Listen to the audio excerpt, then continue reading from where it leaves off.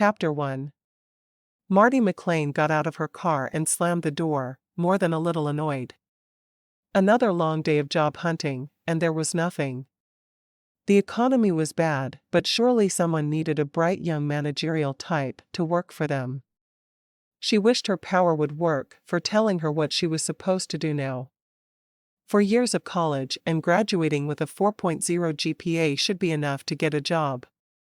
She walked into the house where she'd grown up and kicked off her gray heels that went with her gray power suit, the suit that was supposed to land her a job in whatever company she wanted to work for. Stupid suit. Stupid shoes. Stupid degree that was getting her nowhere. She walked to the back of the house, to the family room where she'd spent so many fun nights playing games with her sisters and parents. What was she supposed to do now? As soon as the question popped into her mind, a flash of her oldest sister was there. Their mother was with her, and she was surrounded by babies. 4 baby girls, and one of them seemed to be looking into her eyes through her vision. Marti blinked as she had her answer. She needed to fly to Idaho and help her sister out. It wasn't a long-term solution, but Heather needed her. Maybe that's why she hadn't been able to find a job. Because fate knew she was needed elsewhere. She hurried to her father's office. I need to go to Idaho and help Heather with the babies. Would you make sure my car is ready for the drive? Bob McClain looked at his youngest daughter for a moment before shrugging. Yeah, sure. Send your mom home, would you? She's been there forever. 2 weeks isn't forever. Heather's needed help with the quads. You know that. Marti shrugged. I'm going to pack. I guess the job hunt didn't go well today. Marti didn't bother to answer as she rushed to her childhood bedroom and started packing her things. She was an expert at packing after 4 years of college, so she would be ready to go in a jiff.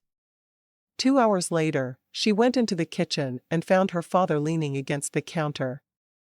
I miss your mother's cooking, he lamented. I'm sure you do. How's my car? Oh, it's fine for your drive. Do you have a map? I do.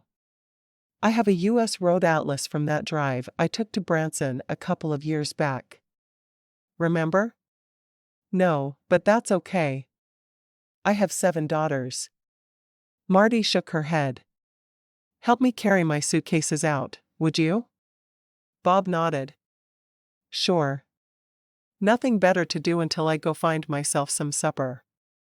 You could take this opportunity to learn to cook, Dad. As soon as the words were out of her mouth, they both laughed. That was a good one, Marti. Minutes later, she was on the road. She swung by Taco Hut before leaving town, though, because Heather had talked about the lack of good tacos in Idaho. She'd get one last fix before she ran away. As she drove through Bagley, she could still see a lot of the damage the flood had done the month before, but it looked so much better than it could have. She was so glad her sister Candace had worked so hard to save the town from devastation. Asterisk. 3 days and many stops later, Marti pulled into her sister's driveway in Muir, Idaho. The place was even more rural than Bagley, which surprised Marti to no end. She looked around her at the ranch her brother-in-law ran for a moment before getting out of the car. She was surprised there wasn't snow everywhere already, but apparently winter was starting late. She'd thought there would be snow by October in Idaho. She got out of the car and pulled one of her suitcases from the trunk, carrying it to the door. Knocking loudly, she waited for someone to come to the door. She had never been to Idaho before, so it was all a new experience for her. Her mother came to the door, looking a bit harried, which was very unusual for Barbara McClain. She had raised 7 girls and had never seemed to be out of sorts in any way. Now she looked positively frazzled. Hi, Mom. Come in. I'm not going to stand here holding the door when I have babies crying in the other room. With that, Barbara hurried away, leaving Marti to bring her own things in and figure out where the other room was. She stood in the kitchen for a moment, which was where the door she had gone to opened into. It was a beautiful, modern kitchen, and she was sure Heather adored it. From there, she stepped into a large dining room, and she was able to hear the cries. Then it was easy. She simply followed the sound of crying babies into the living room, where her sister sat nursing a baby, while her mother paced back and forth with two more. Heather looked at Marti. Reinforcements. Wash your hands and take a baby from Mom. Marti dropped her suitcase and hurried into the kitchen to obey her sister. She'd never been the most obedient of sisters, but for some reason, she knew this time she had to listen. And listen good. Back in the living room, she took one of the babies from her mother and started pacing with her. "Which one do I have?" she asked. Heather looked up, a bewildered look on her face. "I don't even know which one I have. Just pace, and we'll figure it out later." Marti bit back a giggle. She knew now why she was there. Her sister really did need the help. She paced back and forth, surprised when an older woman she recognized as Michael's mother walked into the room with the fourth baby. "I can't figure out if it's better they're all on the same schedule or if I wish they were on different ones. This way we all get breaks, but the time when they're all awake is exhausting." She looked over, as if noticing Marti for the first time. "You're one of Heather's sisters. Glad you're here." Marti nodded, used to being just one of the sisters of any of her siblings. "I'm Marti. I remember you vaguely from the wedding." With those words, Mrs. Muir went back to bouncing the baby in her arms. Melanie had a dirty diaper. Heather looked at Marti, shaking her head. "You're not holding Melanie, so it must be one of the others." For some reason, Michael's mother is the only one who can tell the babies apart. "I think she must be part witch." Marti bit back a giggle. With the powers she and her sisters had, some people might consider them witches, and here her sister was calling her mother-in-law a witch. Of all people. She must have lost her mind. 45 minutes later, all four babies were sound asleep, and the four women were left sitting in the living room, exhausted. "Is it always so tiring?" Marti asked. Heather nodded, hiding a yawn behind her hand. "Yes. 4 babies at once is no sane person's idea of fun. And you don't even have the excuse of resting for 5 anymore," Marti said, a twinkle in her eye as she teased her sister. "That was a good excuse, wasn't it?" Heather shrugged and got to her feet. "I'm getting some water. I'm supposed to stay hydrated for the little vampires, hungry babies." "That's it. Hungry babies. Anyone else thirsty?" "I am," Marti said. She hadn't stopped for anything to drink since Salt Lake City, and that was 3 hours ago.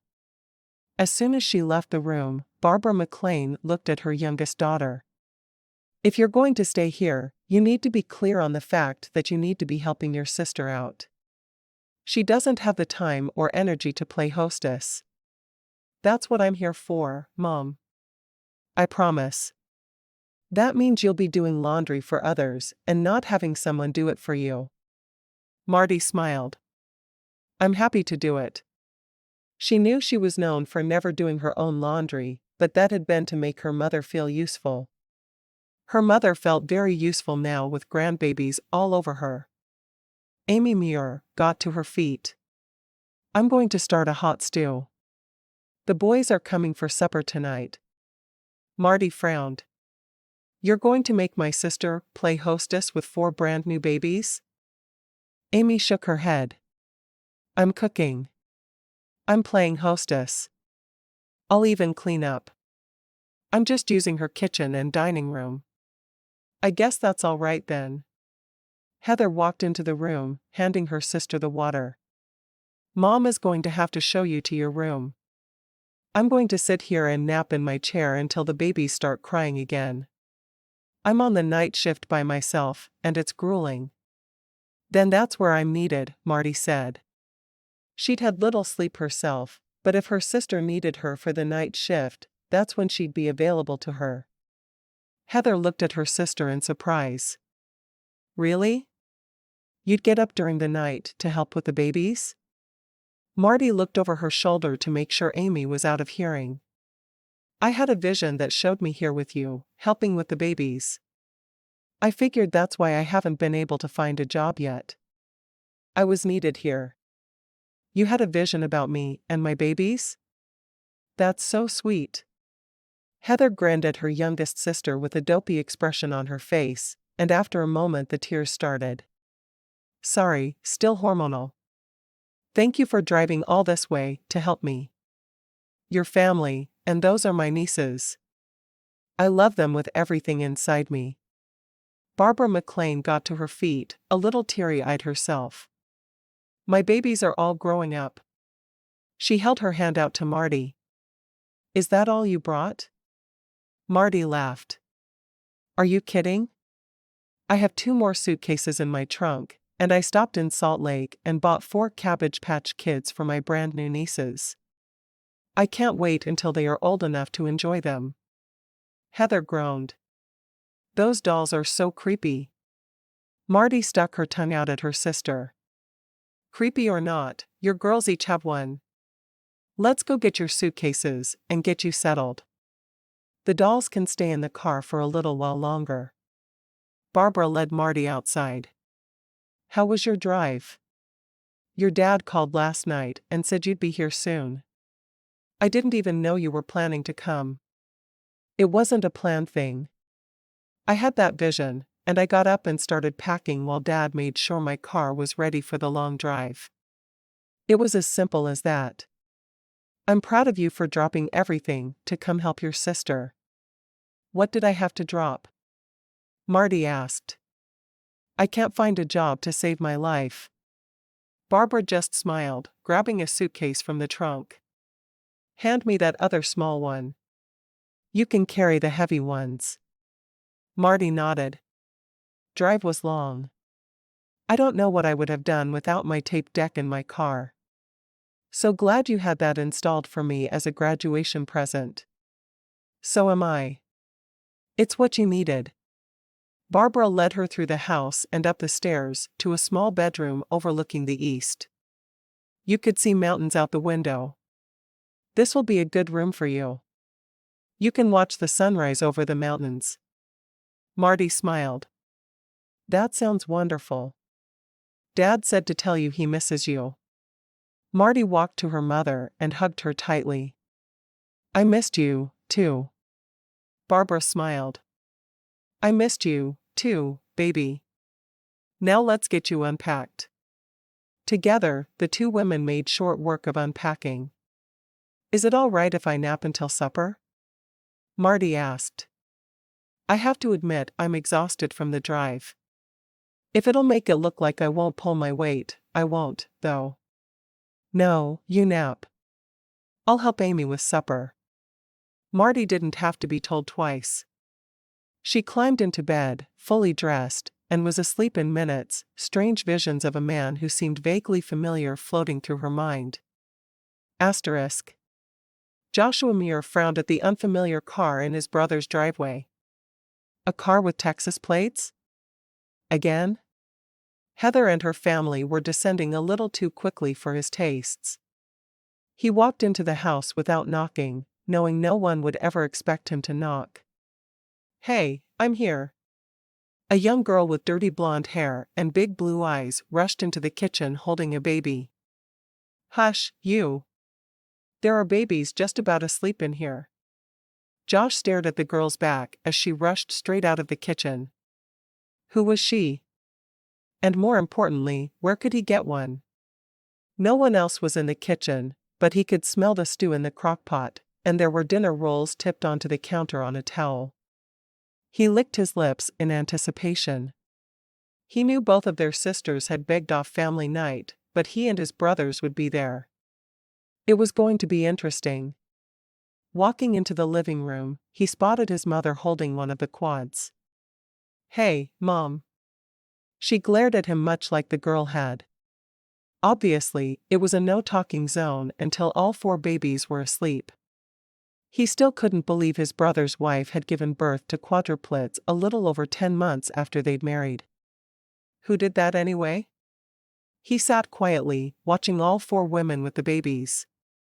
Heather sat in one chair, obviously nursing one of the babies discreetly with a blanket pulled over her. His mother paced with another.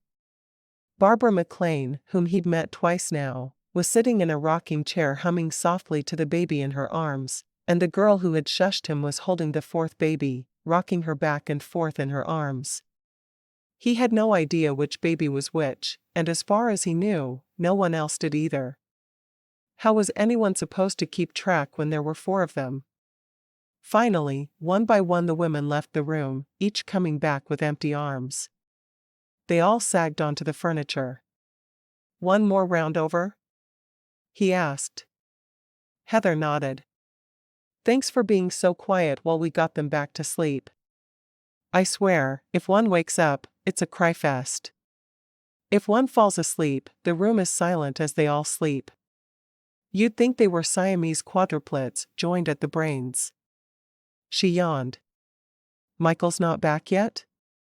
Joshua shook his head. "Nah. Didn't see him at all today. He and his 2 brothers each had ranches that were close, and they sometimes all joined together for a big job. They had ranch hands as well, but many of the jobs they preferred to do together." Heather nodded, bringing her legs up in the recliner and tucking them under her. Barbara grabbed a blanket and covered her up, and Heather closed her eyes, drifting off to sleep. "She may not be sleeping for 5 anymore, but she's still exhausted," Barbara said softly. "Let's get supper on," Amy suggested, and all 3 women left the room. Josh sat there, wondering who the girl was. Someone was bound to introduce them, eventually. In the meantime, he'd sit there quietly and think about the beautiful girl who had just come into his life. And she was in his life, whether she knew it yet or not. Chapter 2. Josh sat in the living room, listening to the laughter from the kitchen. The 3 women seemed to be working well together. When Michael finally came into the house after his work day, Josh turned to him. "Who's the new girl?" Michael shrugged, his shoulders obviously sore from a long day of physical labor. "Marti. Heather's youngest sister, who is known for her laundry issues." "Laundry issues?" She'd come home from college every month with a huge load of laundry for her mom to do. The other sisters made fun of her for it all the time. Josh grinned. "Mom's been doing my laundry since I moved out 6 years ago." Michael rolled his eyes. "You're pathetic." Josh looked toward the kitchen. "She's beautiful." Frowning at his brother, Michael said, "She's only here for long enough to help out with the quads." Michael still had a hard time dealing with the fact that he'd gone from unattached a year before to being the father of 4. It was a major adjustment, but one he was embracing.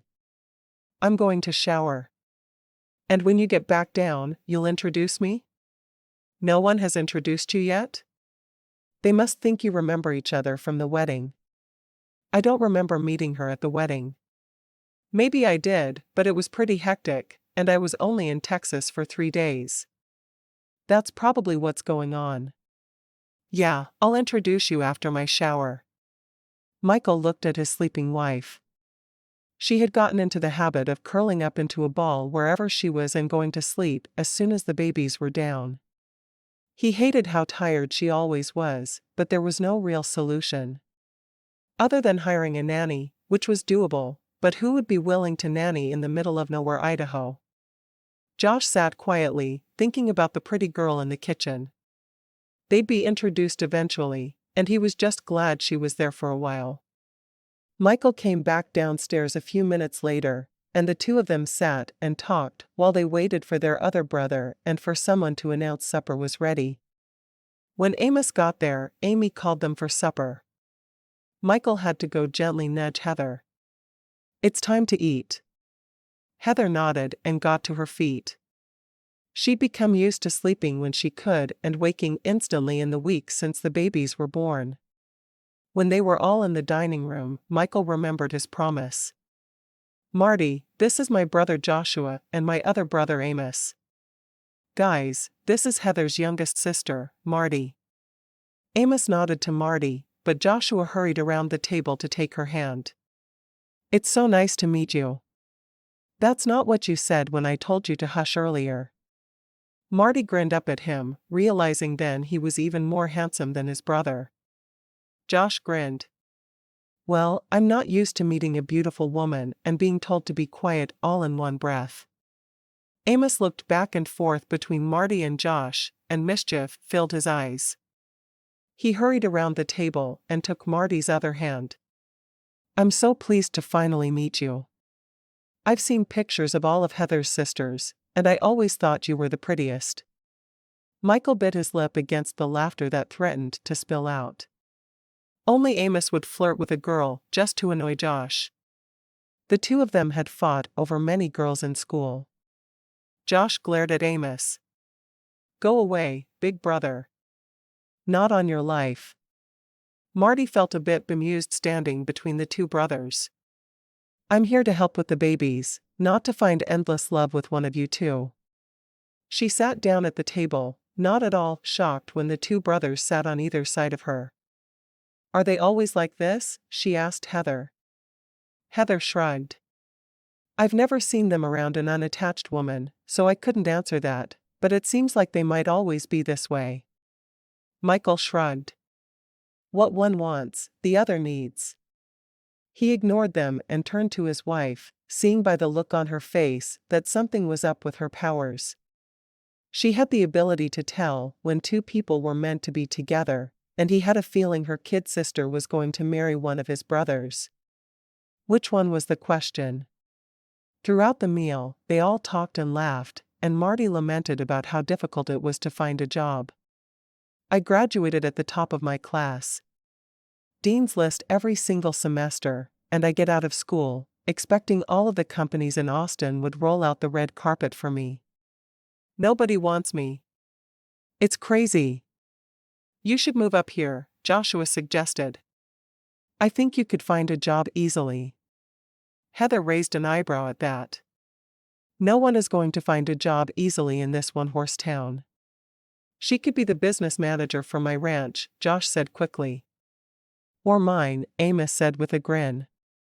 Michael shook his head. She could manage all of our ranches and Heather's dance studio. Problem solved. I guess you're staying here, Marty. Marty shook her head. Mom said she'd give me $1,000 if I promised not to move out of Texas. Everyone at the table laughed at that. I'm not sure that's going to keep you out of Idaho, Heather said, a grin on her face that belied her exhaustion. Marty looked at her big sister. There's something you're not telling me, but we're going to be alone with all 4 babies in the middle of the night, and you're going to have no one to talk to but me. I'll pry it out of you. Heather just laughed. You will, huh?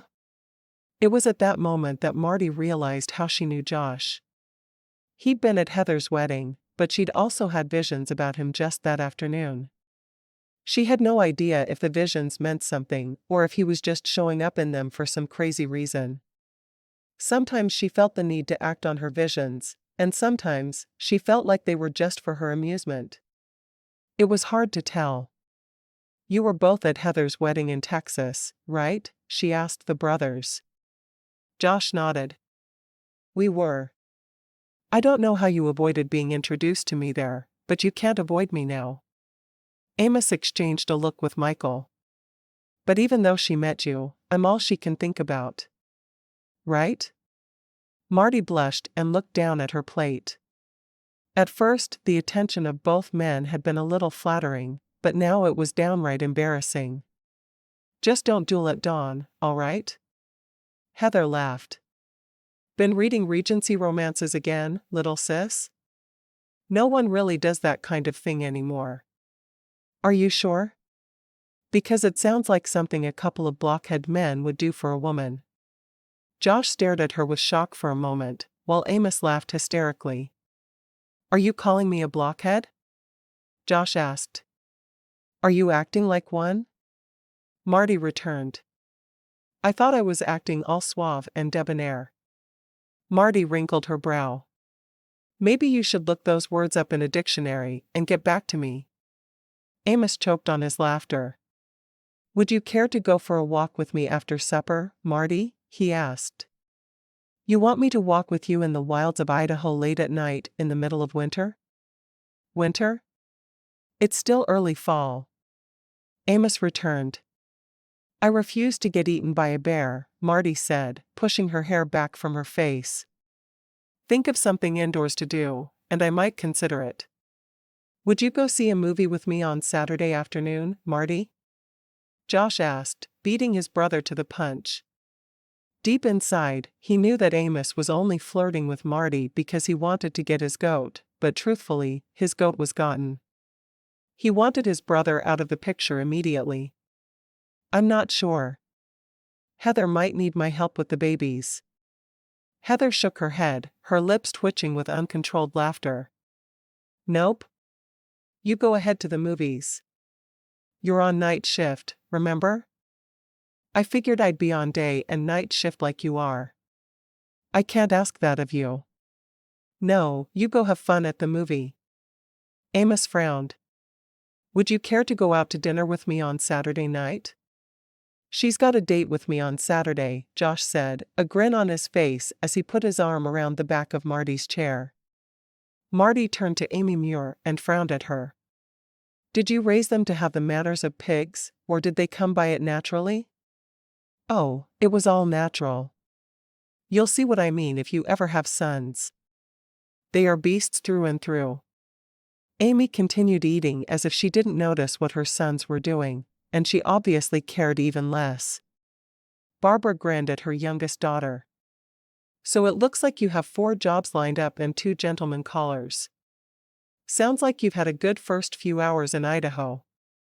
I feel like I've entered the twilight zone. Do, Josh said, mostly under his breath. He'd never been able to hear anyone mention the twilight zone without making the sound effects. Marti looked at Josh and burst into laughter. I think I like you. Good, because you're spending the entire day with me on Saturday. You hear me? All day. Then I get Sunday, Amos said, calmly taking a drink of his water. We have to take turns after all. My mama taught me to share. I didn't teach you to share, young women, so you can stop with that line of reasoning, Amy said, glaring at her sons. I'll take you snowmobiling, Amos said. Again with the outdoor stuff. I'm a Texas girl. I don't even own a winter coat. Then I'll spend Sunday watching movies with you. At my place, Josh said softly. That's not very turn-takery, Marti said. Turn-takery? Barbara asked, an eyebrow raised. And this is the education I paid for? Oh, please, Mother. Even Shakespeare made up words when he couldn't think of a good one to suit his purposes. Heather shook her head. I'm clearing the table so I can escape from this ridiculous conversation. Barbara and Amy jumped to their feet to help, but when Marti tried to get to her feet, Josh caught her hand. Stay and talk to us. But you're scary. I feel like I'm in the middle of a stalker movie, and there's a stalker on each side of me. Marti looked over at Michael. Can you vouch for these 2 unusual human beings? Michael grinned at her. I can vouch for them a little. I'm going to go get the Trivial Pursuit game and get it set up. It's game night. Marti's on my team. Josh called out quickly. You can have Mom. If you're taking Marti out both Saturday and Sunday, don't you think it would be kind of you to let me have her for a partner on game night? I've never known you to be quite this selfish, Josh. I saw her first. Marti shook her head. I think you 2 are getting younger by the minute. Of course, I have 6 sisters, so I totally understand why. How can you be around a sibling and not revert to childhood immediately? She took another sip of her water and smiled when Michael came back. Please tell me you're here to rescue me. I can't rescue you. They're my brothers. And I'm your new favorite sister. You are? Michael asked, a frown on his face. No one else drove 1,200 miles to help you with the quadruplets. 3 days on the road. I'm here for you. You're here for Heather. Fine, you can be my favorite for today. Boys, leave her alone. You're smothering her and scaring her. He smiled sweetly at Marti. How was that? Perfect. As the night progressed, Marti realized the brothers were truly in some sort of competition over her, but she didn't quite understand it. Amos hadn't seemed interested at all, and then suddenly he was all over her. At the end of the evening, and she'd partnered with each of Michael's brothers for one game, she was ready for them both to leave. They were making her head spin, and she had the whole night shift with the babies ahead of her. She would need to take the kind of nap that Heather had taken all day. As he was getting up to leave, Josh caught her hand. Walk with me to the door. Marti looked at her mother with a beseeching look on her face. She was not impressed with her mother's shrug. You're an adult. Walk him to the door if you want to. Marti sighed. I'd be happy to. Josh kept her hand in his as he tugged her through the kitchen and to the door where they'd all entered. I'm glad I got a chance to get to know you a little better, he said softly. You and your brother are creeping me out. He laughed. Well, Amos has this thing where if I'm interested in something, he has to compete with me for it. It's a sibling rivalry kind of thing. But he's not really interested in you. I am. Really? Marti had gotten that impression throughout the evening, but she wasn't completely sure it was true. Really? He backed off pretty quick on the dates, both times. Josh pulled her closer to him. May I kiss you goodnight? Marti swallowed hard. Josh was moving awfully fast for her. You're trying to take unfair advantage. Amos called from across the kitchen. You don't get to kiss her goodnight unless I do, too. Josh wanted to kick his brother, but there was no way he was going to let him kiss her goodnight. I don't think so. Then we both walk out of here together, neither of us getting that kiss. That's fair, isn't it, Marti? Marti shrugged, still unsure of both of them and the entire situation. Yeah, I think it's fair. Probably. Amos laughed, and Josh groaned. Fine, we'll leave together, but the next time you need help mending fences, you can ask Karen. Amos rolled his eyes. You'll help me, and you know it. Good night, Marti.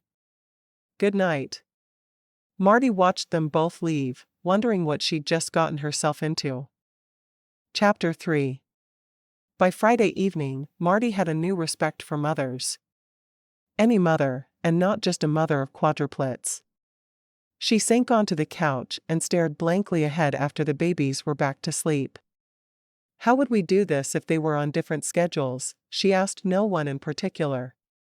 Heather was already asleep, so she didn't respond. Barbara sighed. I have no idea.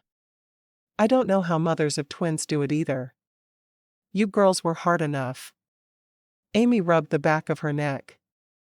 Being a mother is hard. Period. It doesn't matter if you have 1 or 2 or 7. Multiples puts a whole new dimension on things, though. She looked as if she had nothing left inside her. I'm going to sit here for 5 minutes, and then I'm going to go see to supper. It's mostly done. I put it in the crock-pot hours ago. Thank heavens for crock-pots, Barbara said. I'll help with supper.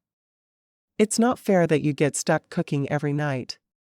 You're up with the babies before I get here in the mornings. No, it's fine if I cook. Marti wasn't even sure what to say to any of it. She had taken to sleeping from 5 in the morning till about noon. The babies were usually asleep by 5. She knew her mom and Heather took the next shift of babies alone, and Amy got there around 11. Marti was even doing the laundry for the entire household. She'd not really been outside since her arrival in Idaho, but she knew Amy lived in a house behind the main house, where Heather, Michael, and all 40,000 babies lived. There had to be that many. Amy smiled at Marti. You look exhausted. I hope you get some good sleep before your date. Marti groaned. I forgot all about that date. It was true, and that's what surprised her. She hadn't realized that she was so tired she could forget about the bizarre evening she'd had with Michael's brothers. Had that really been days before? She knew she'd gotten there on Monday. At least she thought she had. All the days were running together in her sleep deprivation. Well, it's tomorrow. Josh said he'd pick you up around 1.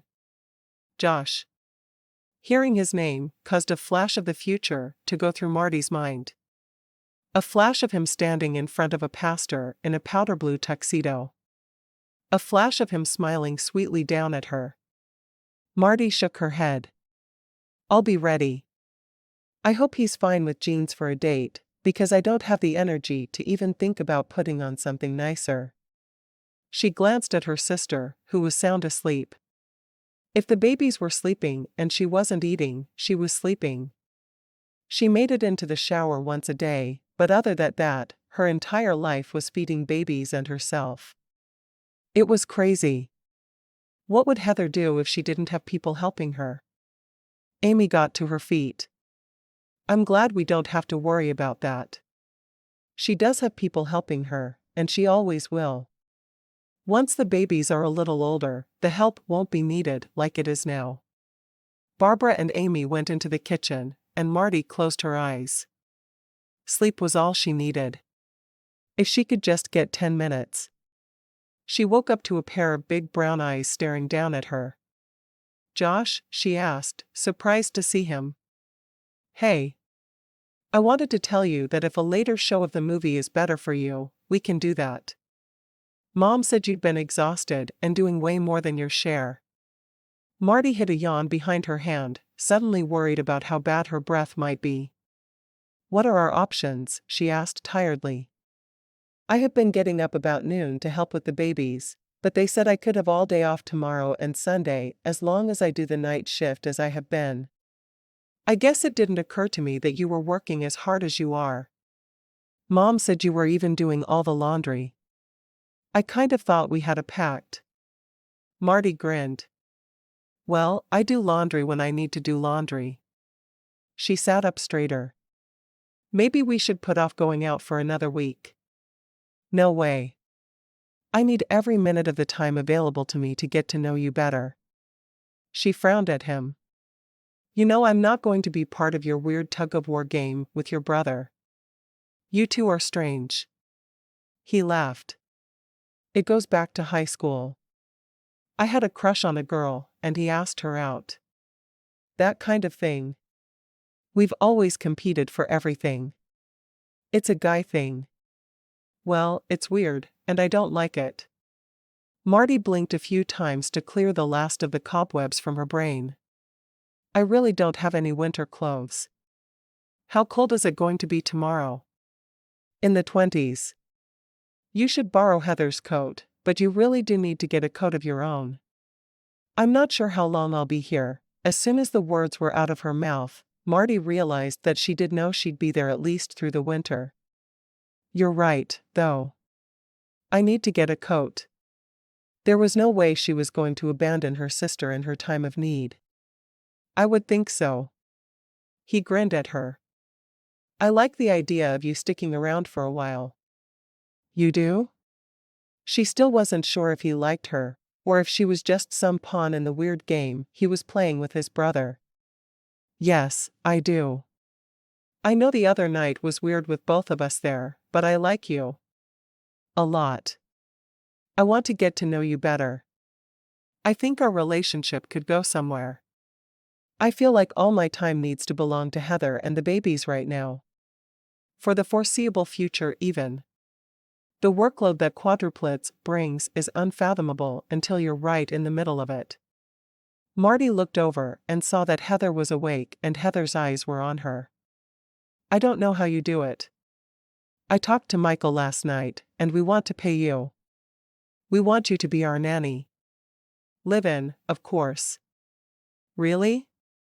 Marti asked, surprised. She wanted to do it, more than she could express, but she wasn't really qualified. Are you sure you don't want someone who knows what she's doing? Heather laughed. You've been more help than I imagined a spoiled rotten sister could be. Yes, I'm sure we want you, and not someone more experienced. Josh held his breath as he waited for Marti's answer. He wanted her to accept badly, because he needed her to stay for as long as she possibly could. Marti nodded, a slight smile on her lips. I'd like that a lot. Heather smiled. Oh, good. Then I'll go back to work Monday. Marti laughed. Sure you will. Maybe a year from Monday. That would work as well. Heather grinned at her sister. We'll talk salary later. I'm just glad you're willing to stay and work with us. For as long as I'm needed. I'm staying, too, Josh said. For supper. Maybe I should run and tell Mom. He hurried from the room, letting the sisters have a moment alone. It's a good thing Amy always makes triple what she needs to make. That boy can eat. Marti frowned at her sister for a moment, thinking of her power. What do you know about us? I know you're my sister, and he's Michael's brother, Heather grinned at Marti. And our Oris? Or Hughes? Or whatever you want to call them? Heather shrugged. I'm not letting you use my power to make your decisions for you. The two of you will not kill each other. Marti rolled her eyes. What about the other brother? Amos? You two would kill each other. Heather wasn't going to let her sister be with the wrong man, just as she wouldn't confirm Josh was the right man. You're so helpful. Marti grinned at her sister, understanding her reluctance to use her power. Their sisters had started to use her as their own private magic 8-ball, and she wasn't necessarily a fan of that either. I aim to please. Heather yawned widely. It must be about time for Michael to come home. I'm waking up a little. Are you as happy as you seem? Marti asked softly. I mean, the two of you look like you're the perfect couple, and your face lights up when you walked into a room, but, is it really worth it? Heather nodded emphatically. I don't think I'd have ever been truly complete without marrying Michael. Some women don't need a man to be happy, but I need Michael in my life. There's no doubt about it. I had a vision of Josh wearing a powder blue tux and standing in front of a preacher. Well, then you know you'll go to his wedding. That's something, right? Marti laughed. You're not giving me anything. No, I'm not. Find a man the old-fashioned way. Michael walked into the room then, immediately drawn to his wife. Did you talk to her? Heather nodded. She's staying on as our nanny. Thank God. Marti grinned. And I even did your laundry. Didn't your fingers fall off? Michael asked, knowing the family joke about Marti and doing laundry. Not yet. They might, though. She got to her feet, deciding to leave the couple alone. I'm going to go wash my face and brush my teeth before supper. I feel like I've been awake for a week. Heather grinned. Thanks for sacrificing sleep for your nieces. No problem. I love them already. Marti left the room and headed to the bathroom, wondering if she'd ever be able to tell the girls apart. She sure hoped so. When she arrived back downstairs, supper was already on the table, and they were obviously just waiting for her. She moved to sit beside Josh, not because she wanted to, but because it was the only empty spot, and took a sip of her water. The Muir family was definitely different than the McClains, but there were as many McClains at the table as there were Muirs. And they all meshed well. She glanced over at Josh to see him watching her, and she felt a flutter in her belly. Was he the one for her? She didn't know, but she did know she wanted to get to know him better. She was glad she had the opportunity. Asterisk. Marti had a full 8 hours of sleep Saturday, and she woke feeling refreshed for a change. She showered and dressed for her date with Josh, choosing a pair of jeans and a pullover sweater. She had very few clothes that were meant for the kind of cold weather they were experiencing in Idaho, but she wouldn't even complain. Heather had offered to share her wardrobe until Marti had her own. She had a lunch of leftovers, sitting alone at the table. Heather was passed out in her chair, and the moms were talking quietly in the living room, resting up for the next onslaught of crying. She had just put her dishes into the dishwasher when Josh appeared in the kitchen. "You ready?" Marti nodded. "Thanks for being willing to see a later movie. You'll find me a lot more alert and more pleasant to be around." Josh grinned at her. "I don't mind you when you're sleep-deprived. I think you're wonderful no matter what. Just keep telling yourself that." She popped her head into the living room. "I'm leaving. Have a good time."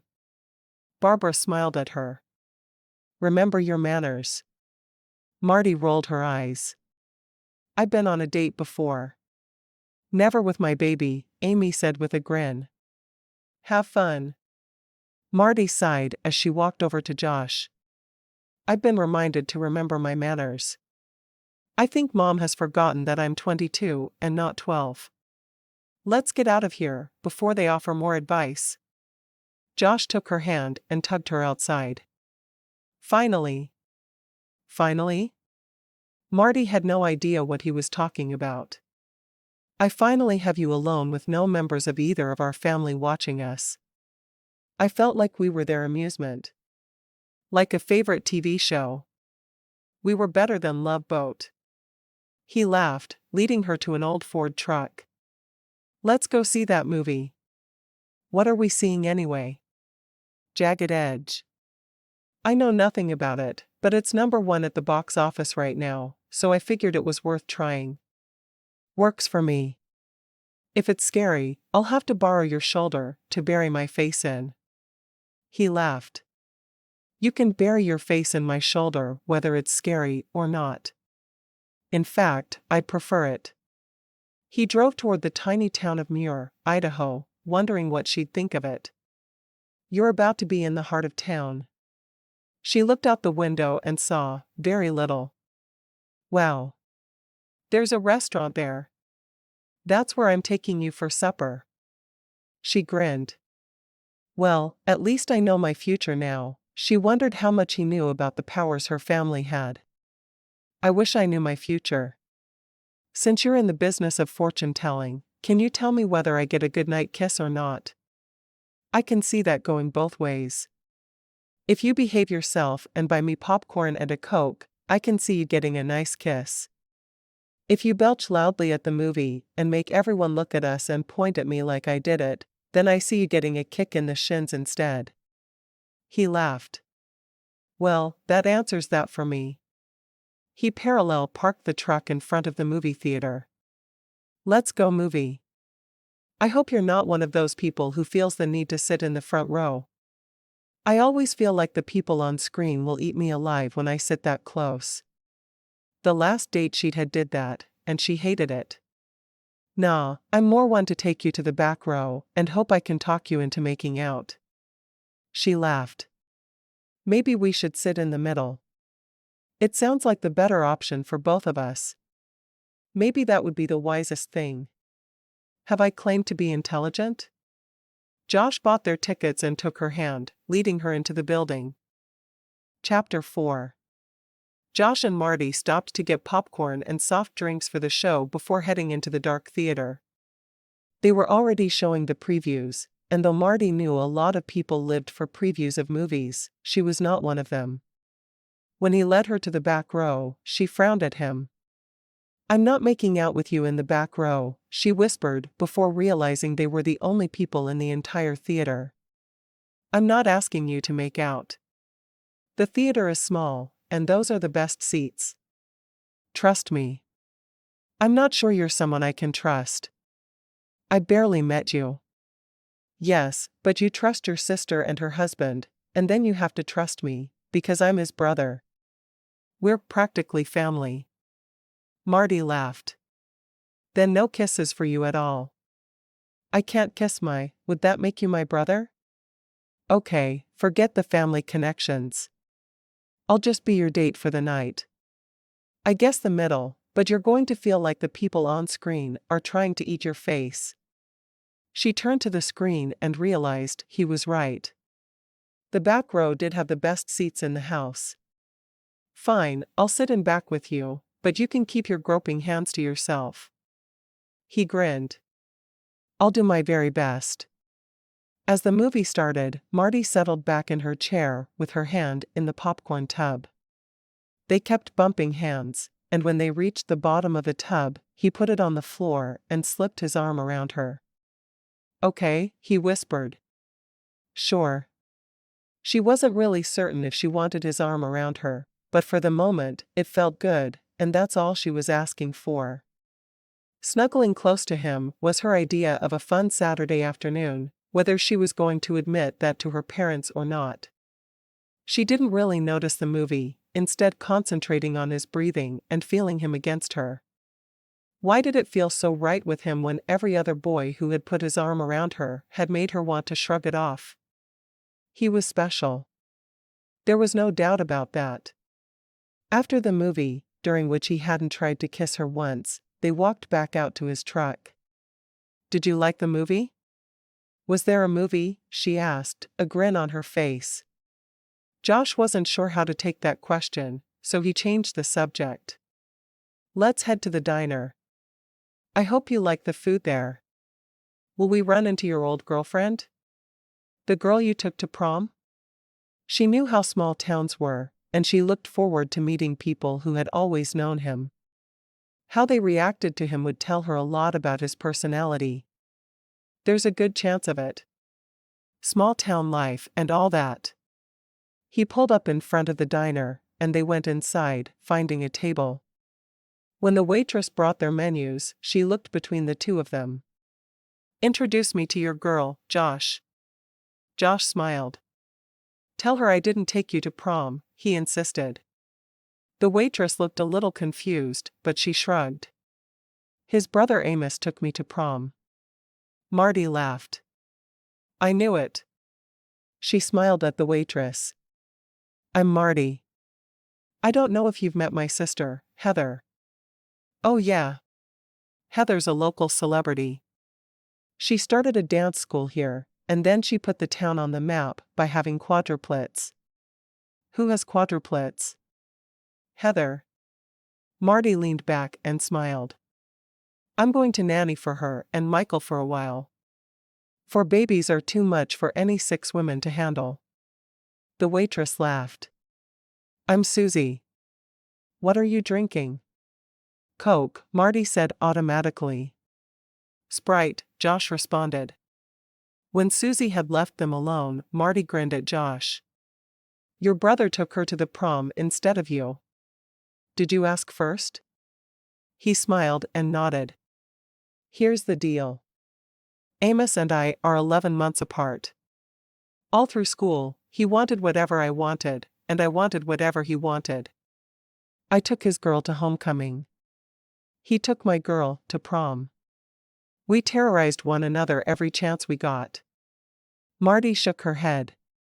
My sisters and I had what we called the sister code. If one of us had a crush on a boy, then he was off limits to all the others. I think you and your brother should adopt our code. But we couldn't call it the sister code. He grinned, picking up her hand and squeezing it. Besides, I don't think I'll be dating anyone new ever again. It's just you forever. She made a face at him. You're moving just a little bit too fast for me. Today we're concentrating on dinner and a movie. Tomorrow it's movies and snacks. Next week we'll talk about forever. Don't think I'll forget you said that. He took a sip of the Sprite that had magically appeared before him. I'm glad you decided to stay on as a nanny for the babies. It's going to be good having you around. I'm looking forward to it. I wasn't really planning on coming here, but something told me I had to, so I dropped everything and packed my things. She shrugged. I really thought I'd have a management job by now. And instead you're going to be doing laundry and changing diapers.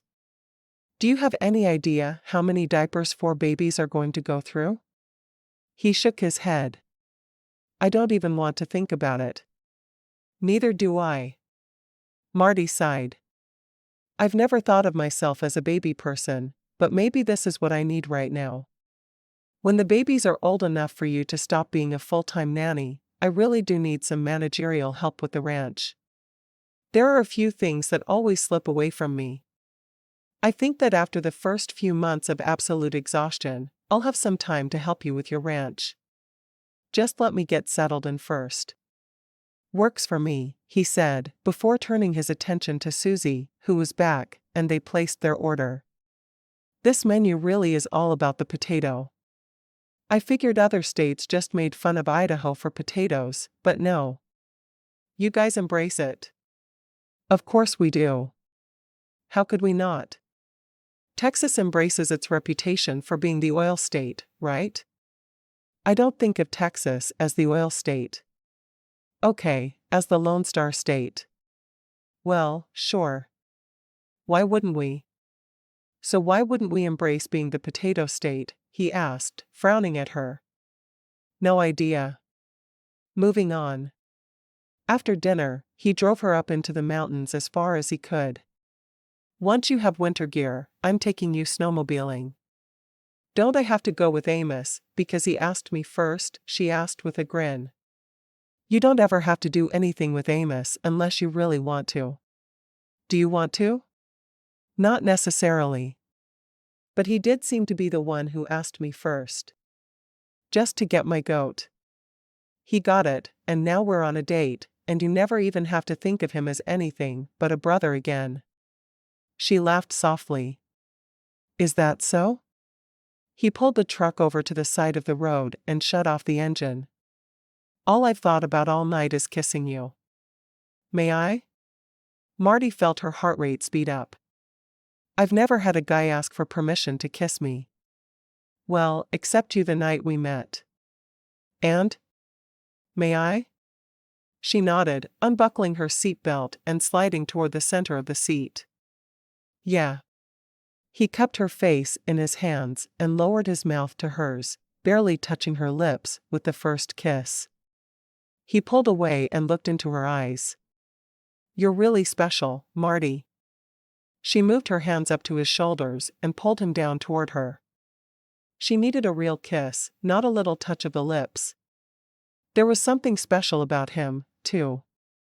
Something that made her heart beat faster and her breath come quickly.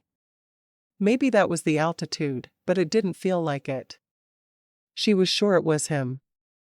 When their lips met again, all she could think about was getting closer to him. She wanted to be inside his coat, snuggled up against him. She could see herself sitting in his arms in front of a fire, a book in her hands. And that's when she realized it was a vision. She pulled away. She was having visions about this man all the time.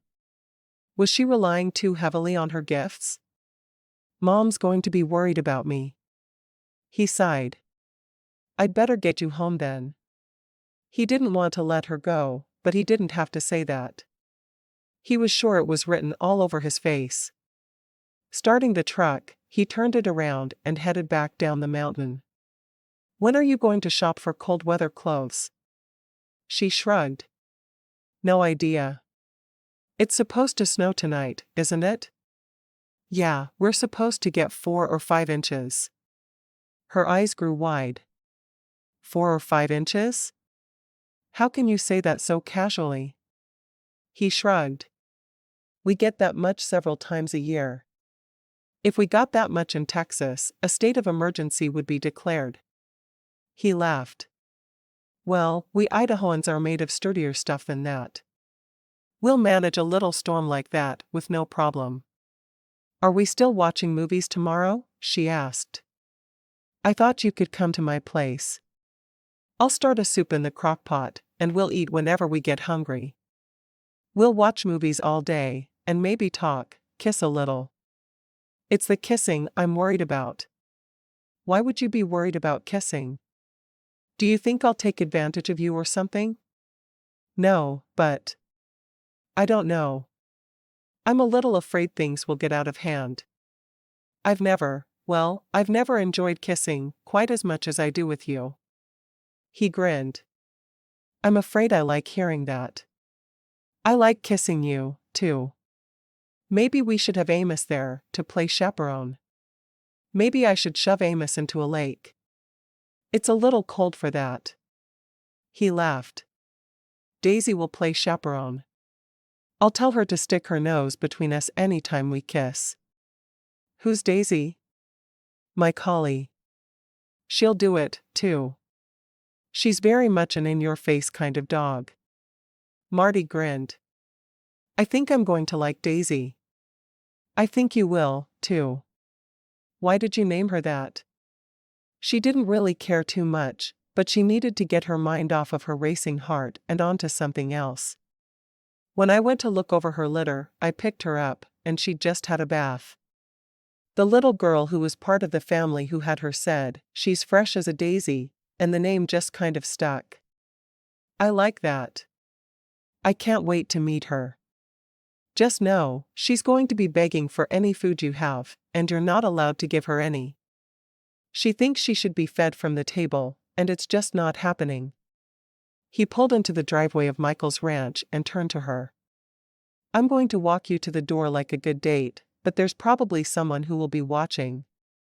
I'm going to kiss you goodnight here.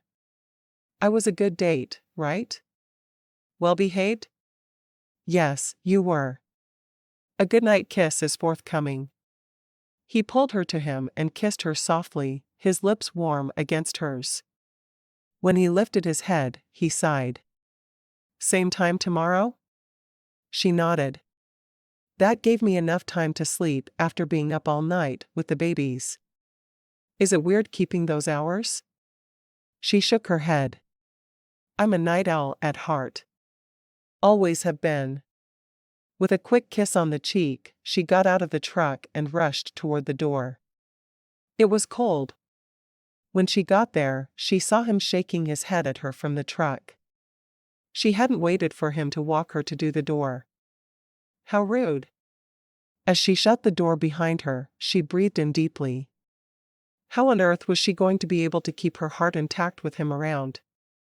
Especially with all the visions she was seeing. Heather was sitting in the kitchen watching her, and she blushed. Hey. Hey, Marty said. How are the babies? They're good. How's my baby sister? Heather was watching her closely. He's the one, isn't he? I keep having visions of myself with him. In front of a fire reading. Walking down the aisle. Slow dancing. Heather nodded. He's definitely the one. Are you ready for a serious relationship, though? I have no idea. I thought I was coming here for a little while to help you with the babies. I had no idea I was going to stay on as a nanny or find the love of my life. Marty collapsed into a kitchen chair. I'm not sure this is the right thing for me to do right now. Whether it is or isn't, the ball is rolling. It's up to you to slow it down if that's what you feel the need to do. You're seeing him again tomorrow, right? Marty nodded. We're watching movies at his place. I would say that you need to think long and hard before then. If you want to slow things down, now is the right time. Tell him you feel something for him, but you don't feel ready for a committed relationship, or something like that. I don't know. You seem awfully young to find the love of your life right now, though. I know. I had no idea this would happen. I'll think on it. Does Mom know? That he's the man you should spend your life with? Yeah. I told her. She expressed the same concerns I did. And what if you're only attracted to him because of the visions? Are we letting our magic force us into decisions we're not ready for? Heather shook her head. Not me. I was definitely ready to marry Michael. But you just finished college. You should have a year or two of living the crazy life before you marry and start having quadruplets. I'm not having quadruplets.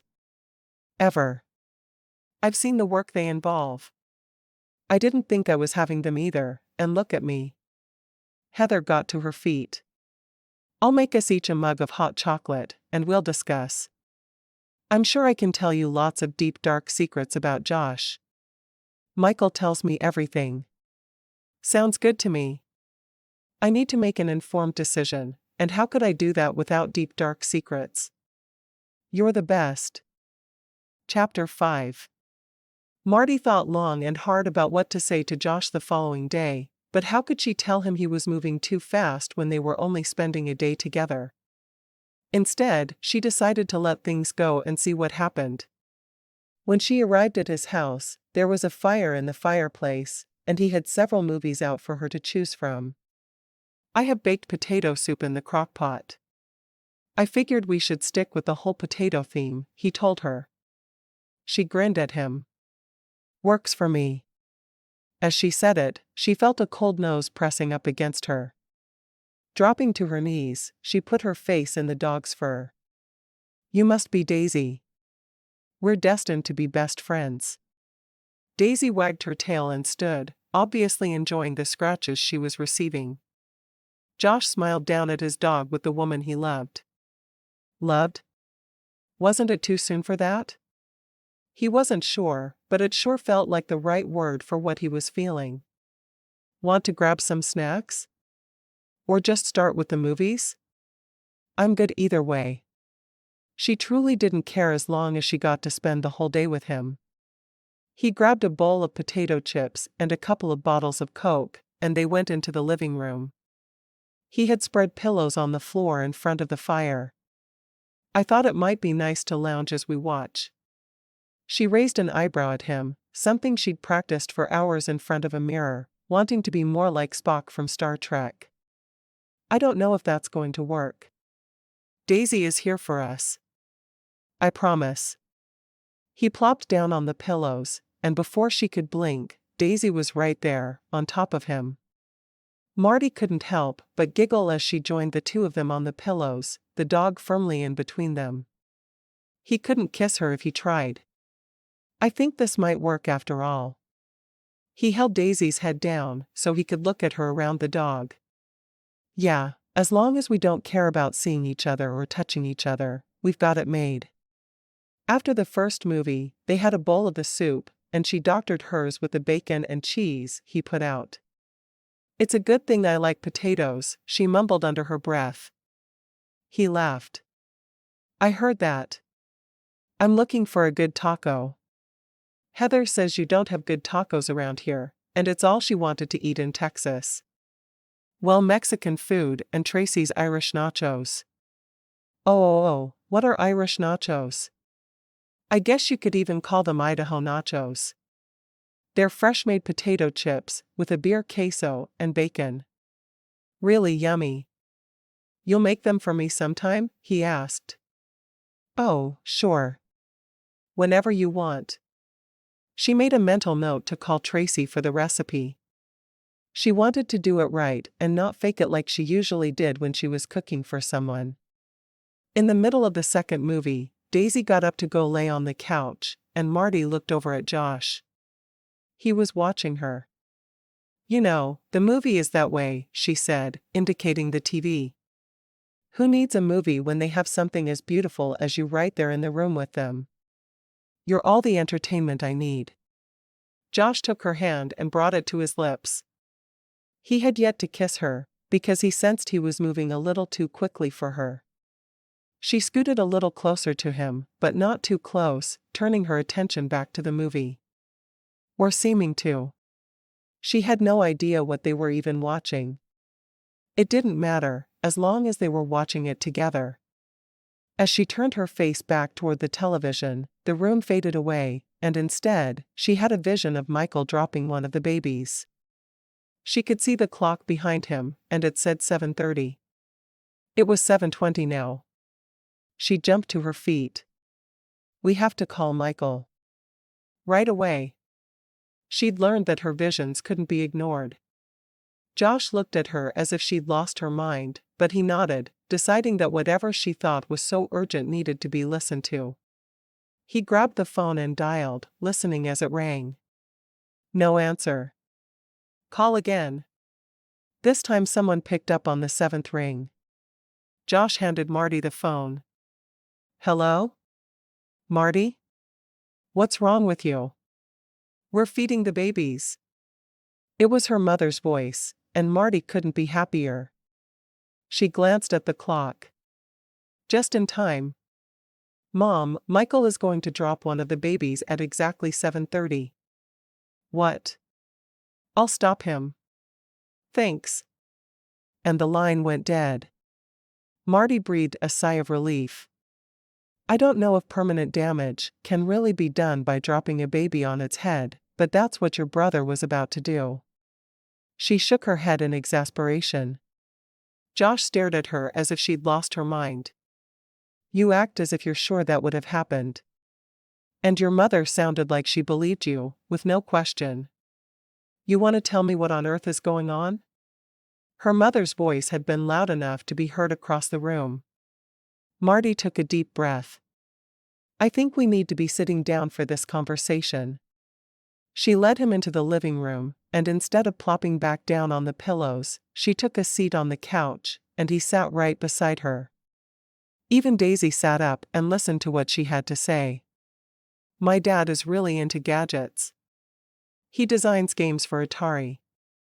Anyway, he was showing off some new gadgets, and he'd called all 7 of us home to see them. Gadgets? Why are you talking about gadgets? I want to know about the premonition you obviously just had. She sighed. I'm getting there. I promise. Looking down at her hands, she continued. While Dad was showing us his new stuff, there was this zap of electricity. We never knew if it was lightning or just the wires going haywire. Anyway, after that happened, all 7 of us had some sort of strange power. My power is precognition. I can tell if something is about to happen. We don't tell anyone, because we're afraid they'll think we're insane, but our parents know. That's why I came here. I had a premonition that Heather needed me, so I got in my car. He stared at her for a moment, trying to comprehend what he just said. Heather has some weird power, too? Marti nodded. She has the ability to tell if a couple belongs together. Something about the way their colors mix when they're together. One of my sisters can diagnose any illness. Another can see what's happening as people tell her stories. They're all strange, but we use them for the good of people around us.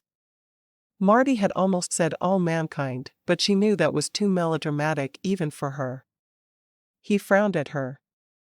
So will Michael not pick up a baby because you said that? Will he believe it? She nodded. Michael knows. He was the first person Heather told. She told him before us. Wow. I'm not sure what to even say to this. What else can you see? Do you see the lottery numbers?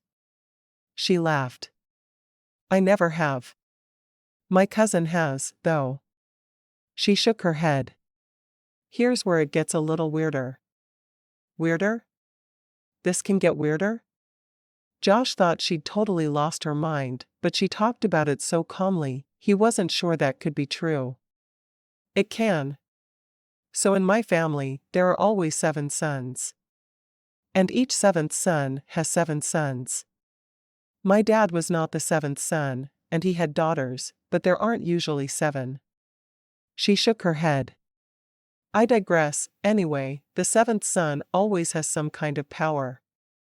In our generation, that's Peter. His new wife is already pregnant with their first of 7 sons.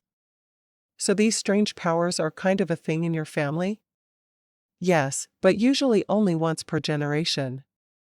We think whatever the power surge was triggered latent powers in us. I guess that makes sense, but it's all kind of strange, too. I'm sure your family has some deep dark secrets somewhere. He tilted his head to one side as if thinking about it. Every set of twins has some sort of power. Really? He nodded. Yeah, but that's different. But, we just merged the McClains and the Muirs, and there were quadruplets. Double twins. What happens then? He blinked a couple of times, not having thought of that. I don't know. Do you think the girls will have powers? I hope so.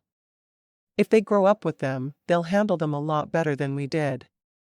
We were blindsided by them. I can't deny it. Wow. I need a bit for this all to sink in. And you might want to put a bug in Heather's ear about the possibility of the quads having powers. That might be crazy. It will definitely be crazy if they do have them. Marty sighed. Maybe we should get back to the movie. Maybe you should have to tell me another deep, dark secret about you before we do. It seems like a secret sharing kind of day. Oh, that's hard. Marty thought for a moment, trying to think of a good secret. My last year of college was really easy, because I saw all the test questions before I ever got the tests. Is that cheating? He asked. I have no idea. It wasn't something I sought out, so I decided it wasn't. I couldn't stop it from happening. Josh grinned. Now if you'll just give me the lottery numbers. If I had them, I would. She looked around his house. It doesn't seem like you need them, though. This place is nice. He shrugged. Nice enough. I'll never be rich as a rancher, but I'm not poor either. Well, I think you will do fine as long as you're not poor. Middle class is nothing to sneeze at. She frowned at him. Now where's your deep, dark secret for me? Who said I was going to share a secret with you? I don't remember that being part of the plan. Don't be a pain in the butt, Muir. You need to tell me something, or I'm going to have to be mad at you. He laughed. Let me think of a good one. There had to be something he could tell her. Oh, when I was a teenager, I stole a watermelon from my mother's garden, but I was a little, shall we say, inebriated, and I didn't realize it was my mom's garden. She never could figure out what happened to that perfectly ripe watermelon, and I always felt bad about it. But never bad enough to tell her it was me. Marty giggled. You don't still get inebriated, do you? He shook his head. Nah. It was that one and only time, and I felt so bad after. I've never touched alcohol again. I'm boring like that. I like boring. She sighed. I guess that secret works for me. Do you want kids? He asked, seemingly out of nowhere. She shrugged. I do like kids, but I think I'd prefer them one at a time and not four at once like Heather did. No doubling, tripling, or quadrupling up. Got it. No quintupling either. Just have to be clear. He grinned. I can agree with that. Can you tell the babies apart? She shook her head. I think your mom is the only one who can. Honestly, they're not all identical, but they look enough alike that it gets confusing. I don't know how your mom does it. Well, she is their grandmother. Yes, but Heather is their mother, and my mom is their other grandmother. Neither of them know one from the other unless they look at the marks on their feet. Josh blinked a couple of times. Marks on their feet? Heather marks their feet after each bath, so she doesn't get them confused. She's worried that she'll forget who they are. Marty shrugged. I'm trying to talk her into color-coding them. Putting one in pink all the time and one in yellow. That kind of thing. I think I've almost convinced her. I hate not knowing which I'm carrying around. I like the way you think. That would help all of us, but it might take some of Mom's power from her. Not sure how much she'd like that. Marty laughed. She liked the idea. She thought everyone should be able to tell them apart. Then go for it. They have so many clothes, and you could even match them to their blankets. Great idea. I'll make sure that's instituted when they go up a size. Right now they're all still in preemie clothes. They were born so small. Josh shrugged. I don't think there's anything wrong with their health, though, is there? Not at all. They're all as healthy as can be. Just small. Heather is small, and there were 4 of them. She looked huge before she delivered, but that's just because there were so many babies. Let's finish our movie. Are we okay? She asked. Suddenly it mattered a great deal that he didn't think she was a freak of nature. She wanted him to still want to spend time with her. We're great. He quickly kissed her, pulling away, before she could wrap her arms around him. He'd gotten the impression she wanted to go slow, and not touching much was the only way he could make that happen. I'm glad. I'm not sure most men would be able to take information like that and not freak out. Well, I'm not going to say it didn't surprise me.